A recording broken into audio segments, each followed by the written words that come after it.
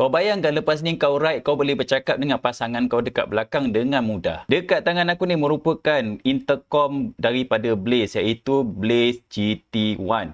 Okey, aku dapatkan dua unit sebab aku nak pairkan dengan wife aku. Okey, ini bentuk dia macam ni guys. Yang ini untuk button on, yang ini button untuk intercom dan yang ini button untuk music sharing. Dan inilah rupa dia bila dah pasang. Okey, nak pasang dia memang sangat-sangat mudah lah dengan adanya manual dan juga panduan video. Korang boleh tengok dekat TikTok. Nak pasang, aku sekali tengok je dah boleh pasang dan hanya perlu buka padding dekat sini saja dan masukkan wire-wire dan korang boleh pasang dekat sini. Ni dia punya connection dan boleh letak mic dan boleh cakap. Okey, untuk yang aku pakai ni adalah jenis hard mic untuk open face, manakala dia ada sediakan dua jenis mikrofon ikut korang punya pilihan dan ini adalah jenis soft mic kalau korang pakai full face. Jadi full face ni mic dia pasang betul-betul dekat mulut, korang velcrokan aja. Diorang pun ada sediakan set velcro dengan stiker, double tape untuk korang pasang dia punya mic dan juga speaker. Kedudukan speaker berada bahagian sisi kiri dan kanan. Korang tampalkan dia punya velcro dan boleh pasang dia punya speaker dan dia punya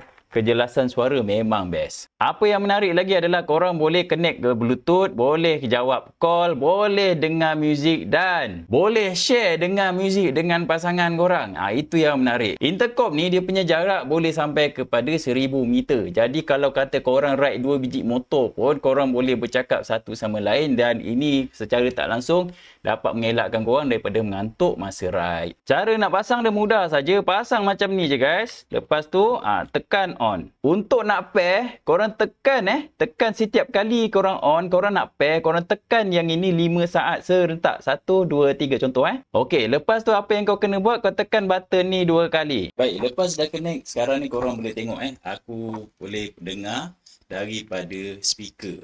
Yang ni boleh dengar dari speaker untuk unit yang kedua. Okey, sekarang ni aku bercakap dan korang boleh dengar. Okey, boleh dengar daripada speaker ni. So aku letakkan mikrofon aku dekat sini dan korang boleh dengar dia punya suara. Memang padu guys. So inilah cara dia macam mana korang nak connect. So jadi itulah dia guys ni cara dia yang mana kalau korang ni perlu dapatkan. Dia adalah waterproof juga. Nak pasang pun senang dan harga memang sangat-sangat mampu milik dan memang aku rasa korang yang mana rider-rider perlu dapatkan intercom ni.